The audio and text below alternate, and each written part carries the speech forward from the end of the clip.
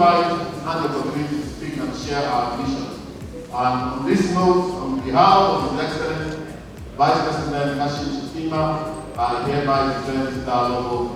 God bless Vanguard Municipal and God bless the Federal Republic. The economic market of the financial market tightening that we have seen globally has been as a result of monetary authorities taking steps to rein in inflation. And as the market tightening, that has had impact on developing economies like ours, because we have seen flights of investors leaving developing economy back to safety as they worry about risk and uncertainty.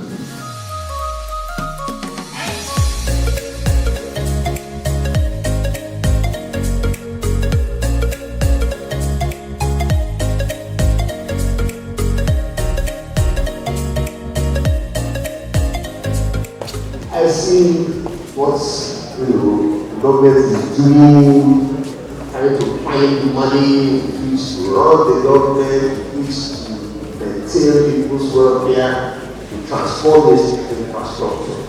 And I have a very simple message for them as far as fiscal discussion is concerned.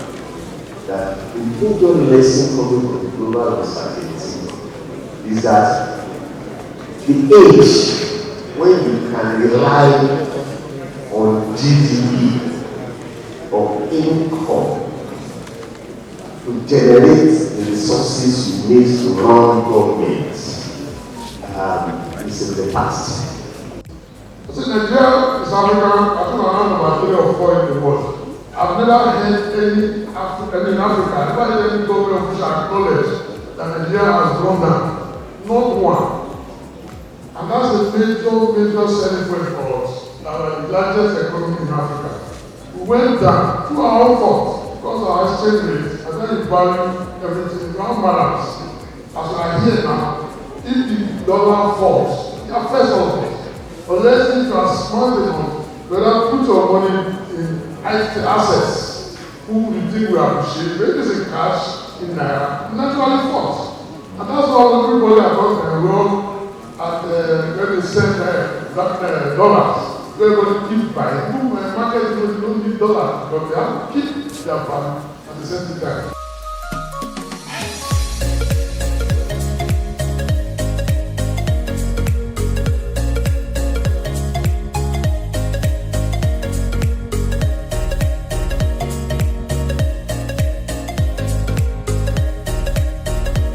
So I guess my question to you is, on what fundamentals are you making the argument to demand 450,000 naira minimum wage from the federal government, knowing that that amount is going to push forward inflation and worsen the situation that we find ourselves in?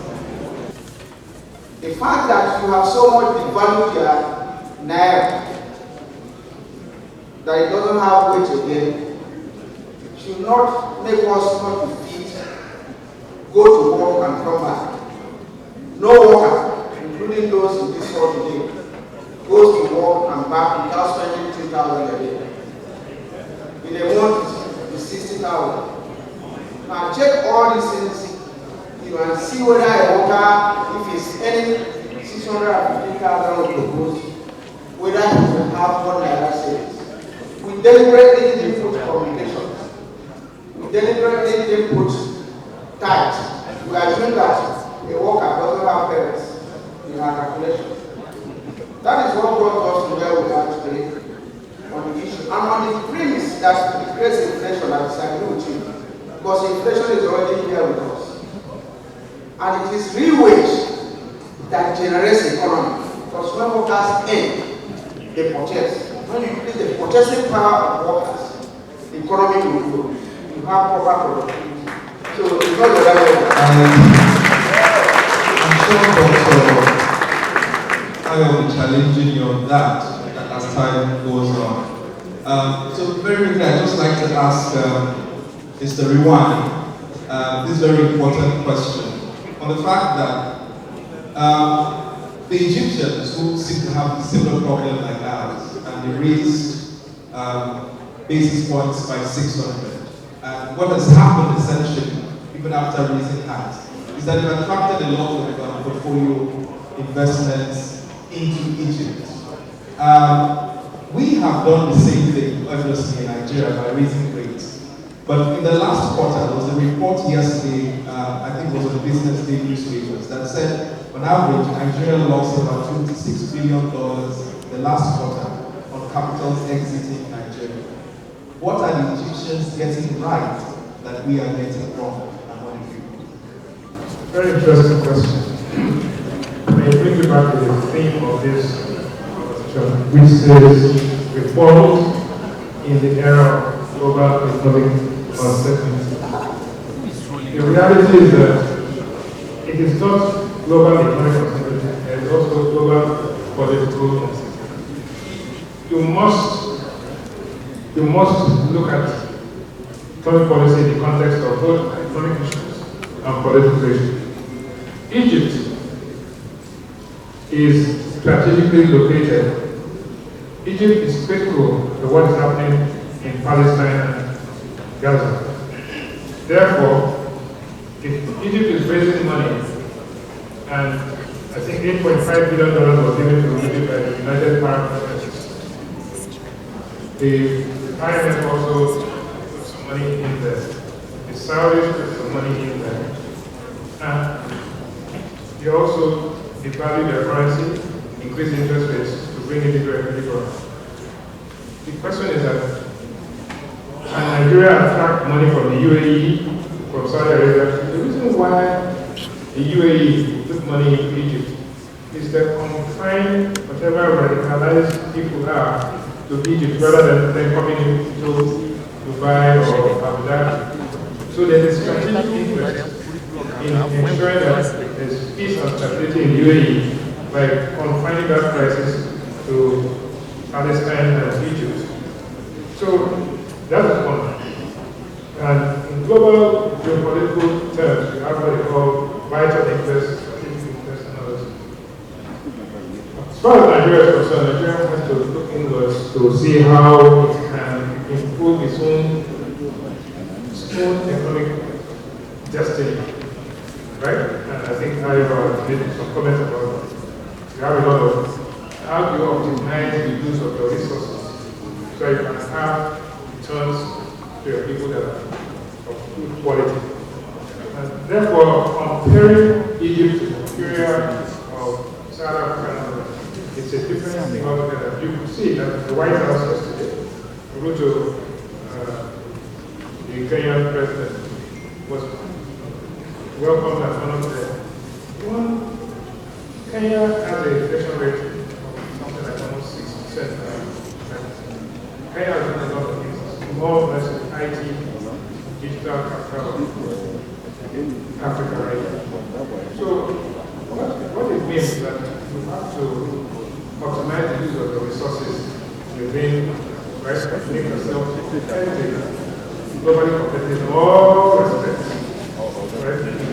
If you do that, then you begin to attract you, let's all retain capital. Because the first thing that happens is capital flight, then before capital comes in. So you retain your capital, you optimize the use of your capital resources, and then you get returns. You will not have so much of a problem as NLC is talking about trying to benchmark inflation, exchange rate, as well as wages. But we also have to look at productivity of labor. Right? And if productivity and data is quite very clear, for the past, between 2019 and now, we've had 4 or 5 years of negative labor productivity. It's only the last year or two that we slipped into some positive use of labor. So if you are paying higher wages, where productivity is falling, you are actually stoking inflation. So the first thing that has to do is that you adjust wages, but you must increase and improve productivity. And those are the things that are happening in other countries that we are benchmarking ourselves on. If you do anything else, you are just walking your way into a disaster. question to you is twofold. One is, why is the fact that high inflation, high interest rates haven't effectively dealt with inflation over this period of time? And secondly, what point do we say, okay, we can't raise this further given the fact that damaging the productivity of the economy, people can't access cheap capital, jobs are being lost. What is the saying where you will decide that there's no point raising further?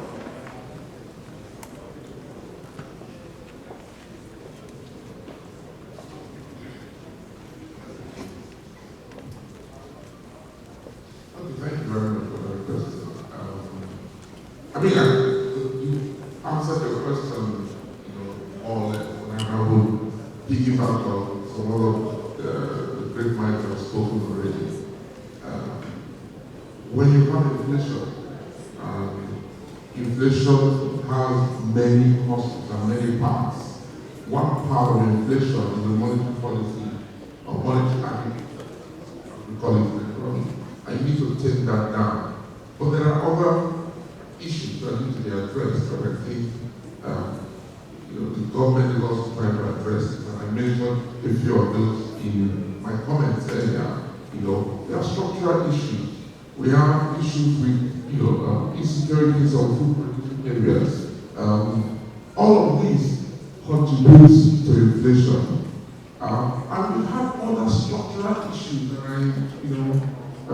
my good friend spoke about some of them. But we have other structural issues over the past that have contributed to where we are today. And that's making it difficult for just using money policy alone to tame inflation. But we need to use that tool, because if that tool is not there, it will not allow inflation to be tamed. I don't know, again, there are many other things. We talked about the FX. One of the things we are doing in that space is to make it more transparent and more market-driven, and to reduce rent seeking. Over the years, one of the big problems we had, and that's why inflation was intractable, right? Because what happens is that we give this segment a rate, and the black market rate is this much. The guys collect from CPM and go straight to the black market and sell it. And then they go and buy goods, and they still sell it to their black market rate.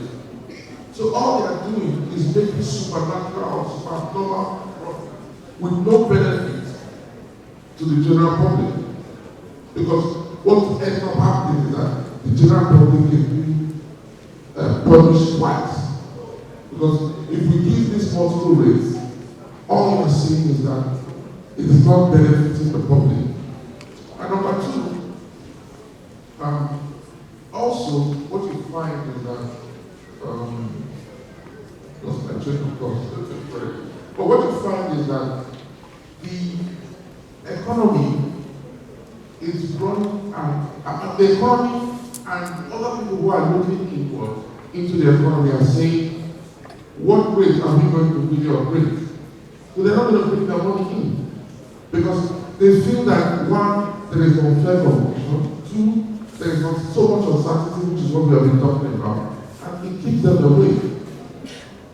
In this process of fixing and making the FX market more transparent, we already started seeing inflows. Yes, there were some periods where things are resetting, but in Q1 we saw a massive spike in inflows. And I did say in my comment that we actually had about 100% in one quarter of what we had in the whole of 2023. So we are beginning to see these steps, these improvements, things getting better. It will take some time, but if we stay focused on the reforms, and we are disciplined about the reforms, the pains might be there, but they will be shortly, and we'll begin to see more and more results of these reforms. Thank you very much, sir. Dr. Aminu, I was going to,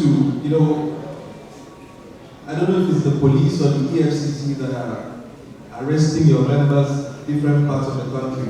In fact, when I saw a policeman walked in here, I was afraid for you.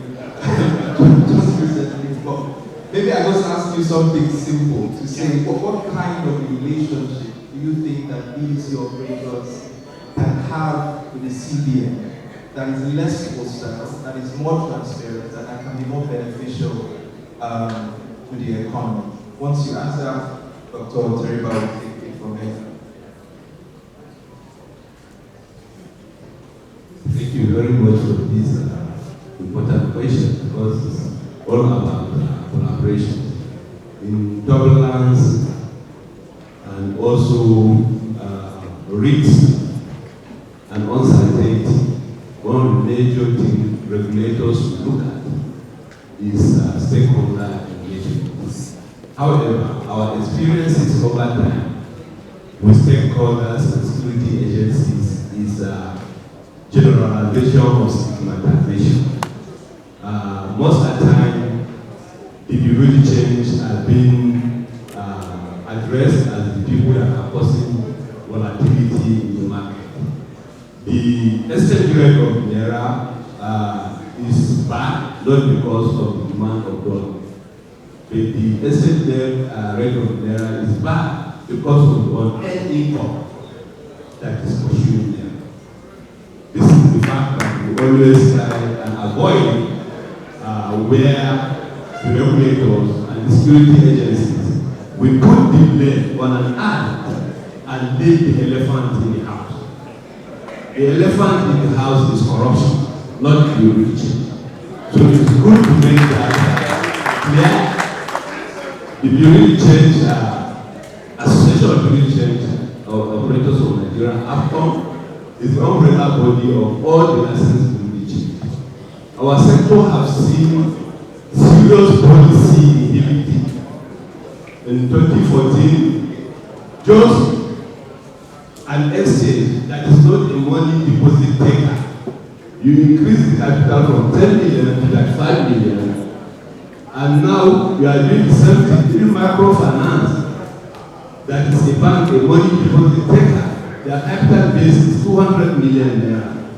And now we are raising the capital base of the jurisdiction from 35 million naira to 500 million naira. That is their two.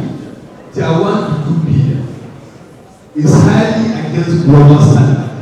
Even in UK, capitalization of licensing of religion is £50,000. Let us really use £50,000 as 2,000 naira. There are people of 100 million naira. In Uganda, capitalization of religion is $13,000. In India, it's $7,000. So it's good regulators should look at standard. The president of the CIMA was saying, sometimes we are using Rangers to compare with Arsenal and the rest. This policy is matched. We are talking of inflation rate, we are using 28%. When in real situation, inflation rate is even over 100%. The fridge we buy last year at 47,000, today is selling over 147,000. So what are we talking? Inflation created uncertainty. I like the schema. He said all of us are mad here. Who can tell me that he's not afraid of the way Naira is depleted? The purchasing power of Naira is constantly depleted. People are in misery level, and then you expect their Naira to be stable? It's not possible. Where is the productivity? Zero level of productivity. A consumer nation for that matter. Where we don't produce anything, even those that are producing are going. Take the issue of Japan. For me, Japan is the leadership failure. We should not even celebrate it. Because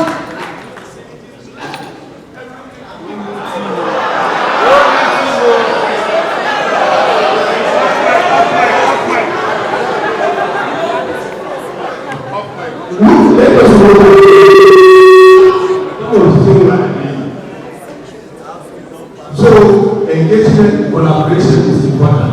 Most of the time, what we receive from the regulators is very, very bad. With due respect to the representative of the government, when he was trying to justify the cancellation of license instead of option price.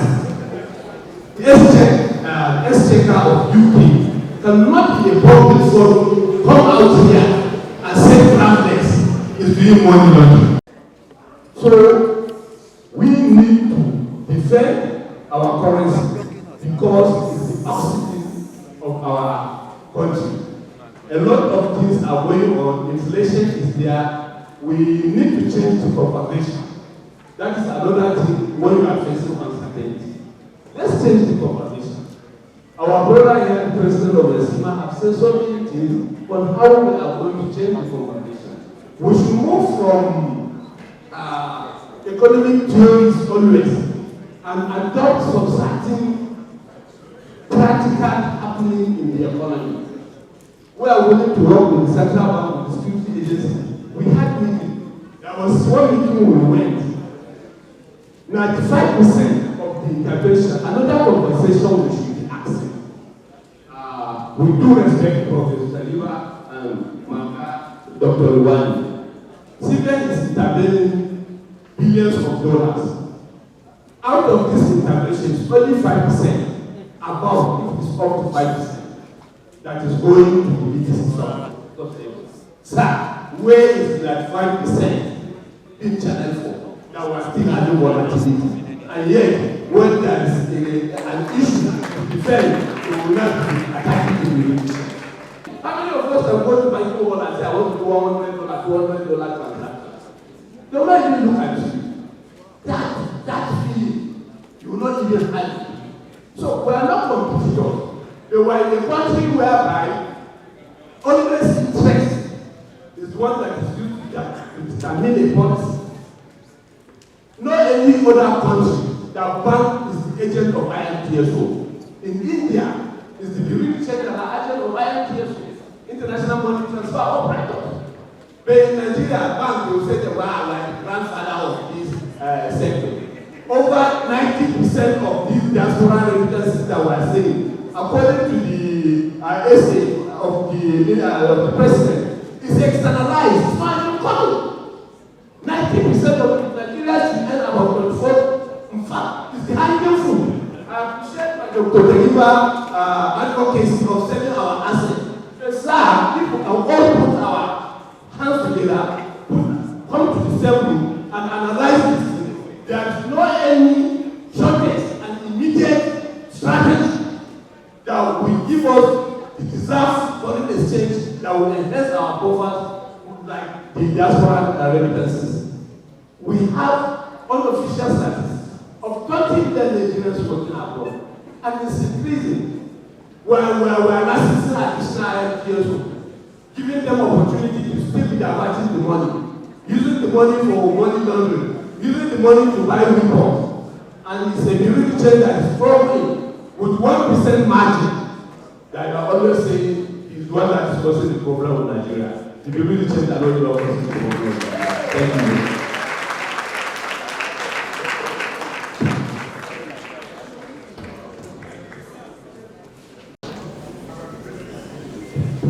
Thank you very much. We have now have this opportunity to give to everybody that is on the panel. Now it's getting this out of conversation, for the discourse.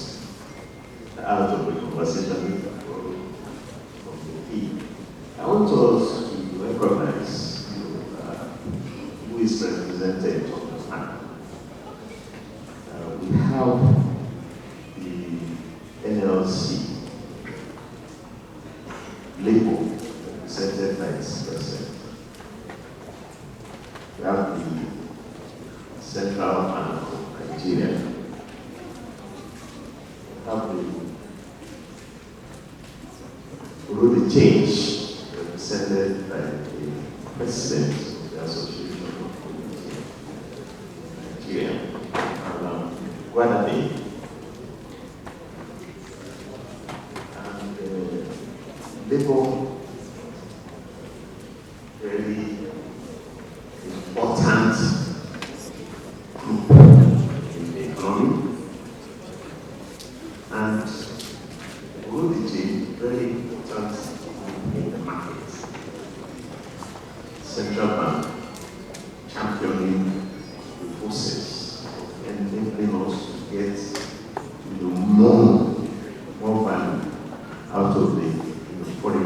markets. And we have us, the sage, the erudite DJ, Mr. Lisman Kirwani himself to help us shape the dialogue. So I want to ask Mr. Gwadabi,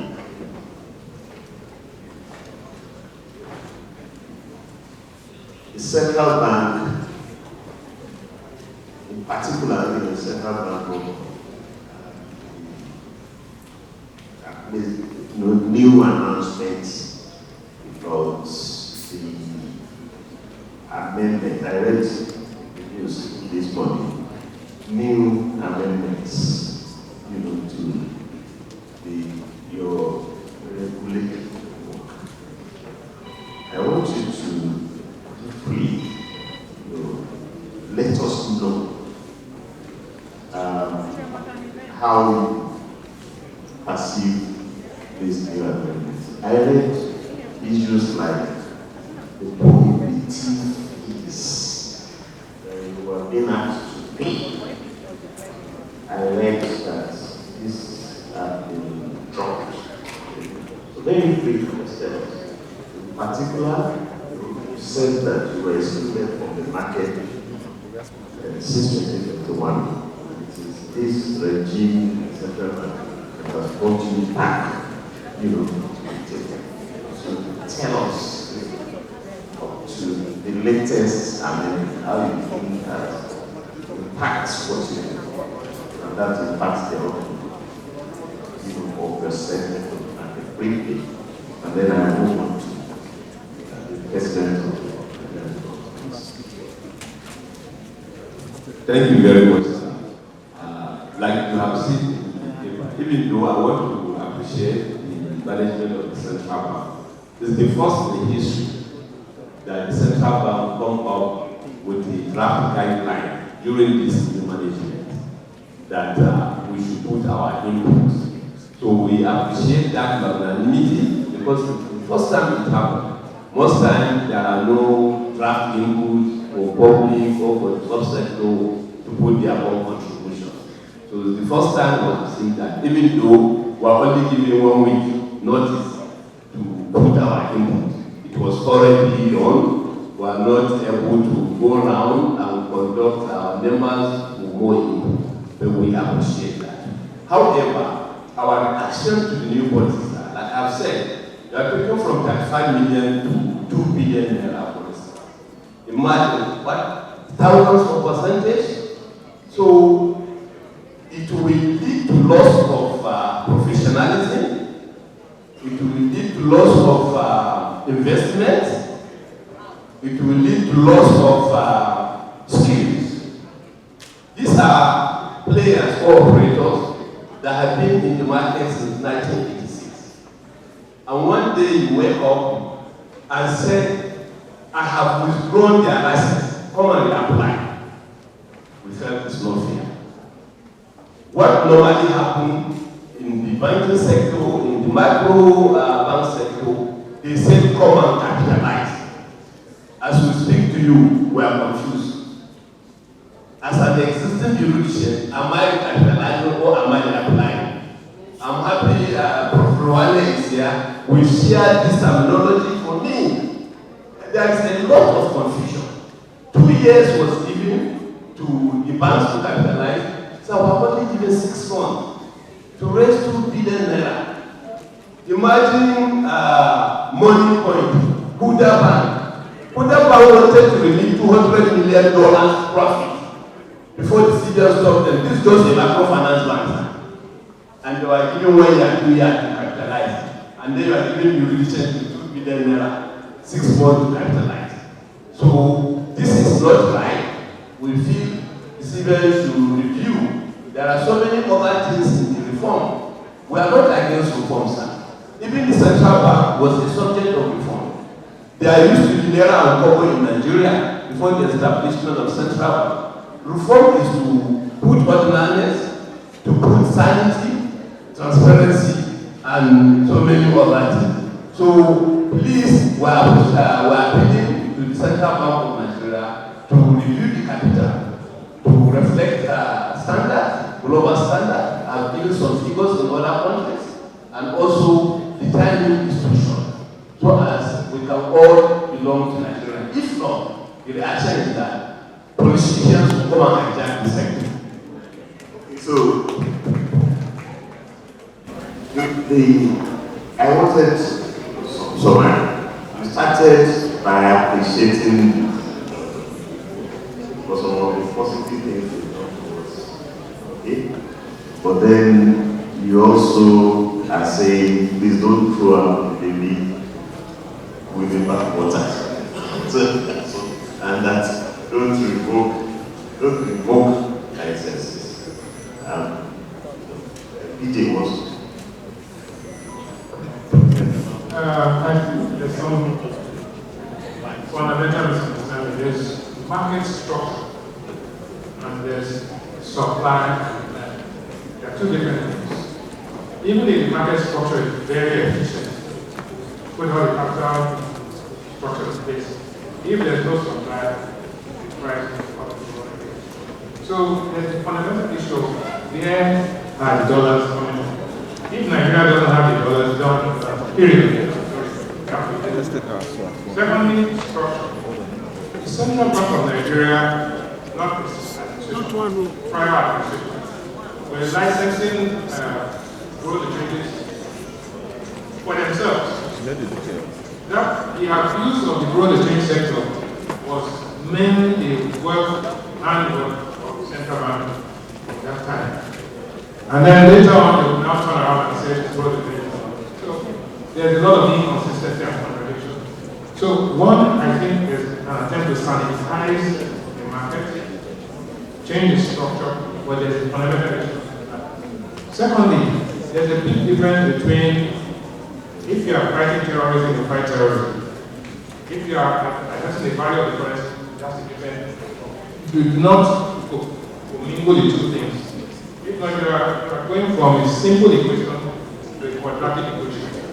Doing unknowns. So my suggestion is that there should be communication between the operators, policymakers, and the regulators. Two, that the structure of the market, the more the players, the more efficient the market. One. Two, if there is no supply, you can have the best structure in the world, currency with the market will depreciate.